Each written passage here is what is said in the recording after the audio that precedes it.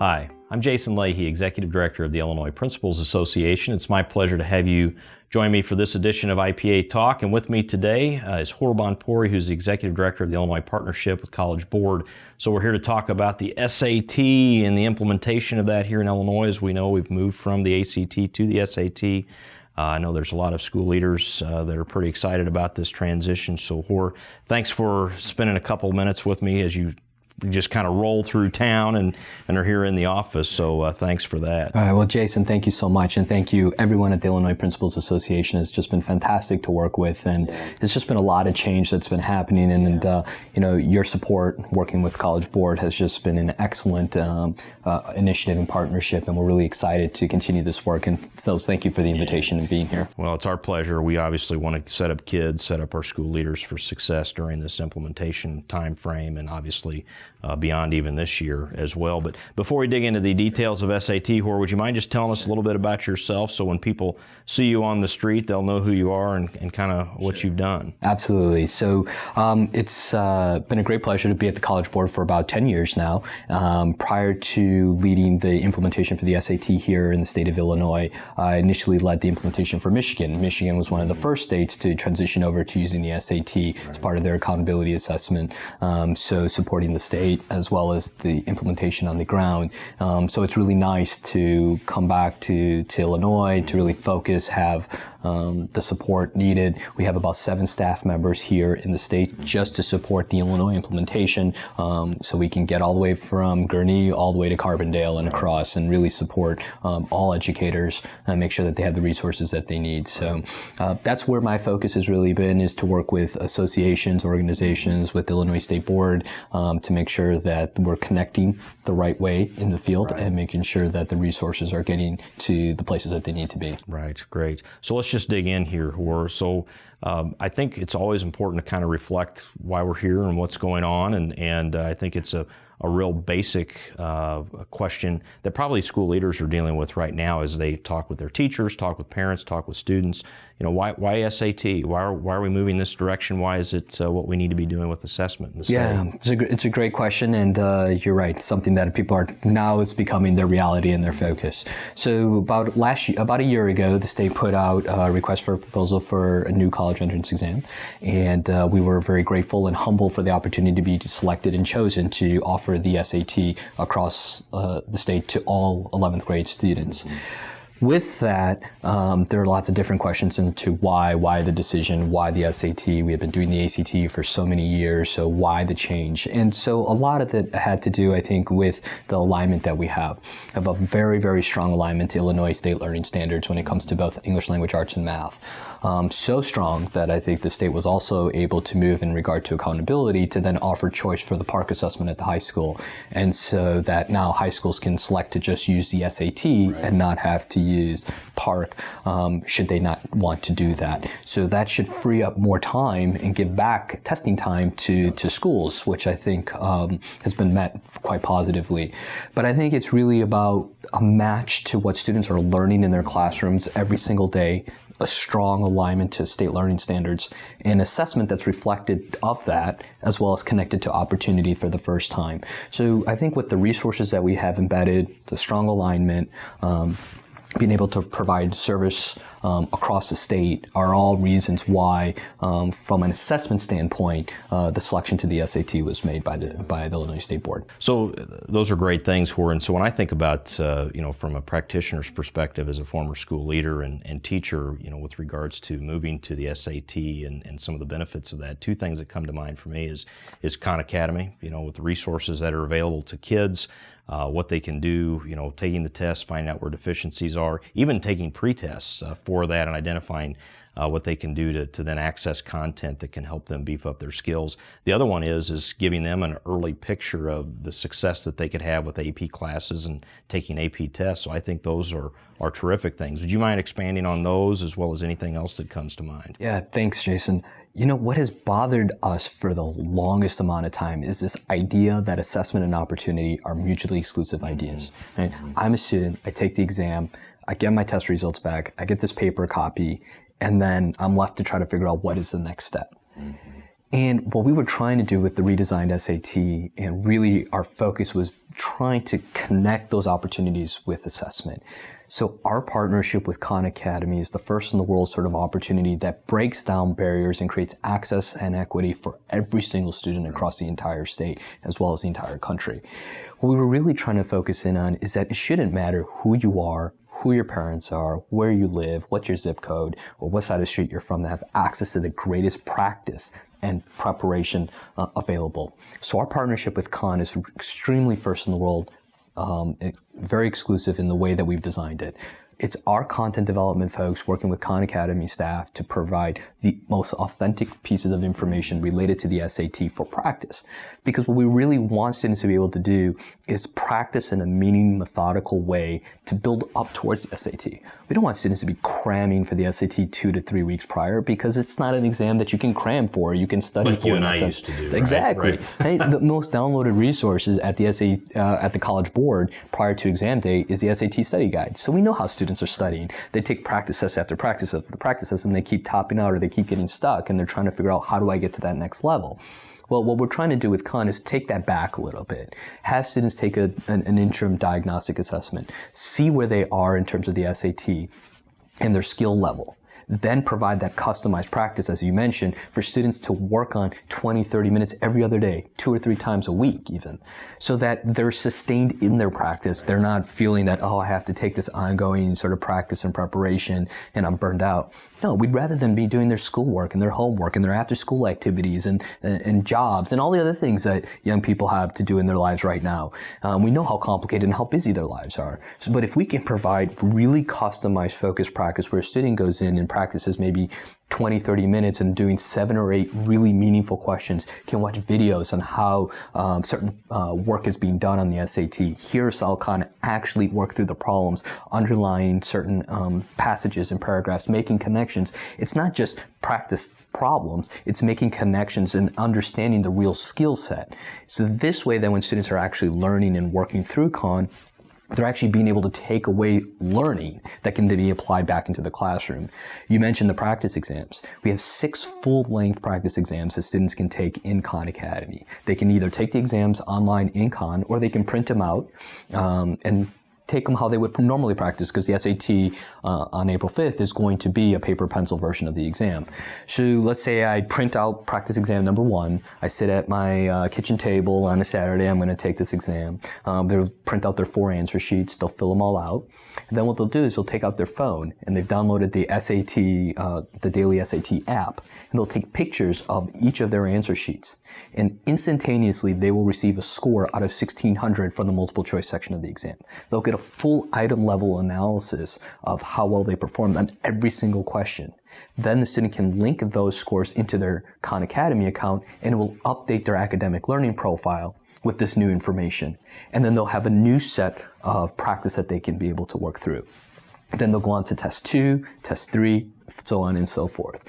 If they're doing it this way, they don't need to take 10, 12, 15 practice exams. What we really want them to engage in is with meaningful, methodical practice. And I think if we are able to get students to understand and schools to support that, we can make a dramatic impact on how students are actually learning, but more importantly, taking that information back and applying it back into the classroom.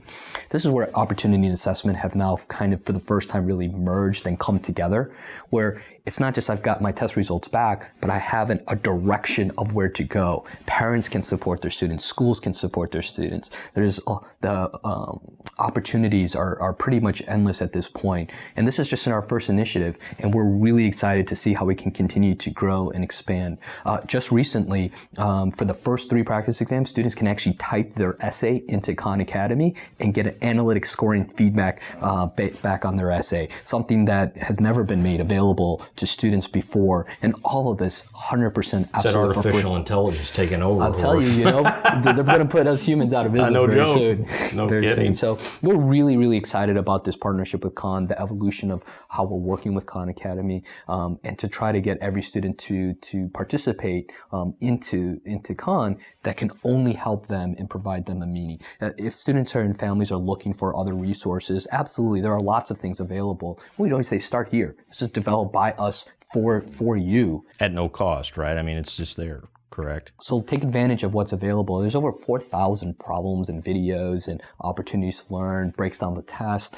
There's question and answer. There's lots of different pieces to Khan that are super helpful that we think that in this first year can really push students in the right direction. Well, and you talk about equity of opportunity, where I don't want to lose the sight of AP with this as well, with advanced placement, because with kids taking these practice tests and other resources that you've made available to them, and if schools choose to do the PSATs, the 9 and the 10 with that, could help kids understand where before maybe they wouldn't have thought that they would have been able to take on the rigor of an AP class or test, that this may show that they're prepared, or tell them where their deficiencies are that they need to be prepared, or what they need to be doing to be prepared to take those kinds of rigorous classes and take those tests. So I think with this, there's so much alignment here to what's happening with SAT and the opportunities that are provided, that's pretty good stuff. I'm really excited you talked a little bit about AP, because people just tend to think, well, this is the SAT, what do we get out of advanced placement out of all of this? So I'll start with SAT and I'll work my way back to some of the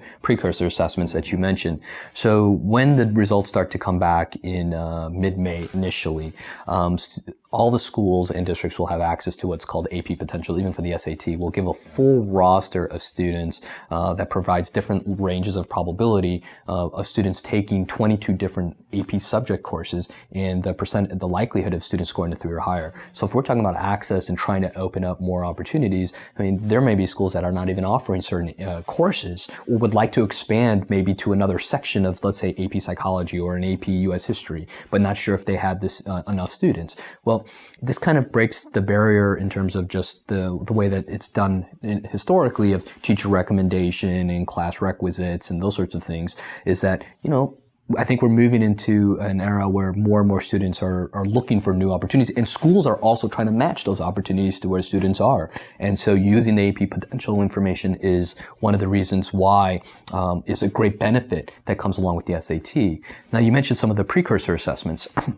There's a reason why the PSAT and MSQT, our National Merit School Partnership exam, is the most widely taken pre-college entrance exam. I think in the fall, there was over 4.5 million students across the country who took that exam alone.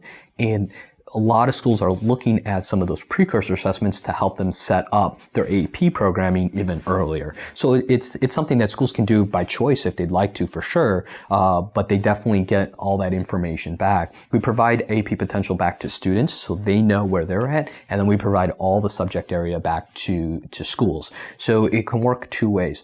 One, we wanted to design an assessment system that's very transparent and clear. We leave students and families out. We think that they can understand and work on some of these things. And many of them can, but a lot of them can't. And so if we can be more transparent and provide more information, and get families asking the right questions as well to advocate for their children the way that they want to be advocated for. And on the back end, we can help systems and schools really think about not just putting in classes, but how do you develop a really true sustainable AP program that is not just about access, but then also shows success. We want to build that over time, put in the right programming, the right initiatives. AP Potential is a great tool to provide that sort of spark, that fire to get things moving. And now that schools will have that for the SAT, for sure, but we'll have that for all the precursor assessments as well. So we're really excited about how that can work together. Maybe I can take an AP class with a dual enrollment class. These things can live together, and we want to make sure that every student has every opportunity to take the most challenging courses available to them.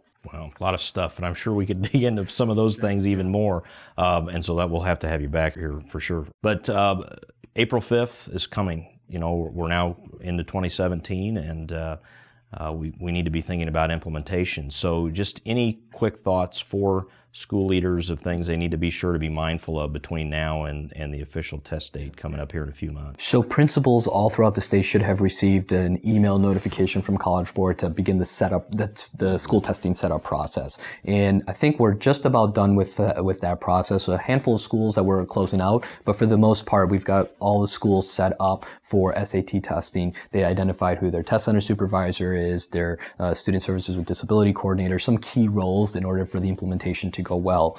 Over the next month or two, there'll be a lot of communication now beginning to flow as we've now turned to the new year, and this is going to be the focus to specific staff members, particularly the SSD coordinator as well as the test center supervisor, and some overall emails to principals, so they should be aware that communication is going to start to be flowing to begin to get things set up with timelines of when materials are going to be shipped to schools, when information is going to be available, and then also hopefully in the next month and a half we have a counselor toolkit that we're going to be sending out to every school as well to just provide some more general information they can share with parents should there be some more questions that begin to come in. But yeah, I think principals should really be focused in on a lot of the communications that's going to be coming directly from College Board as well as to the State Board, particularly around accessing the student information data systems, making sure students' names are in there. We're going to be bulk registering students. So there's a lot of details there, but we're working hand in hand with our great partners at the Illinois State Board to make sure that all the information is provided. So folks can look at the SAT webpage at the Illinois State Board or visit collegeboard.org/Illinois to get more information about the process as well. Great, sure appreciate that. So quickly, and this probably will be something we'll need to discuss more later, Hoor, in a future IPA talk, but right now in Illinois, we're currently drafting our ESSA plan for submission. We know that SAT will be a part of the accountability system for high schools. And so I'm sure, beyond just making sure kids take the test, do well, schools are also trying to determine how is the SAT going to be used to improve instruction in the classroom, and also, what do they need to be doing with the data and analyzing that. Can you speak briefly to, how soon can schools expect to receive the test data back in their hands? What form might that be in for them? And, what is College Board doing? What's SAT doing right now to help them, for planning purposes, for school improvement purposes, those kinds of things? Great. So we're planning on a mid-May release of scores. There may be some holdups if there are some irregularities or those sorts of things that naturally happen, but for the most part, I believe that most scores will come back around mid-May. Now, they won't be official scores for school accountability in that sense, but because that process is still being worked out, it'll probably be until the fall until those official parameters are all put together. However, scores will come back in mid-May, and students will then have access to their scores, but the districts and schools will have access to all the scores.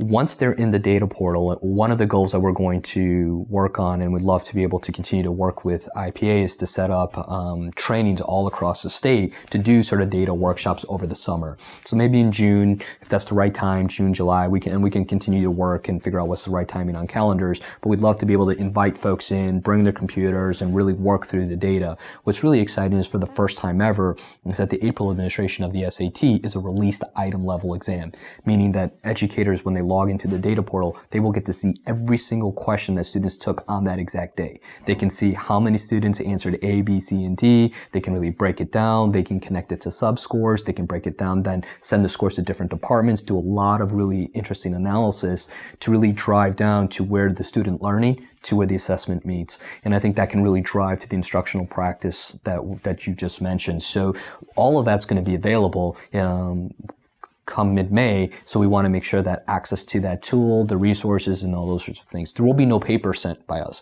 because there's so many different ways to analyze and utilize the data. It's better to give schools a digital platform to be able to work from, customize, create the right filters and the right list, invite the right staff members to use it, then they can print anything that they want from the data portal that they need. But this way they can have the information right at their fingertips and access it at any given point in time. So this idea of cutting and pasting and putting pieces of paper together, that should be history. We're moving into a direction where we can use data and make it more actionable and get it into school improvement plans, really get it into academic learning plans, really get it into a place where it's driving instructional practice. And so that's really going to be our focus. I would say just as the exam is being administered, we're going to be focusing then on the transition to how do you analyze and interpret your scores. Terrific. Well, that's good to hear. Hoor, thanks for spending some time with me. Happy New Year to you here in 2017. Looking forward to a successful implementation of SAT. My name is Jason Leahy, Executive Director of IPA. Here with me, Hoor Bhanpuri, who's the Executive Director of the Illinois Partnership for the SAT with the College Board. As always, if there's anything IPA can do for you, don't hesitate to give us a call, and always check us out on the web at www.ilprinciples.org. Happy New Year and take care.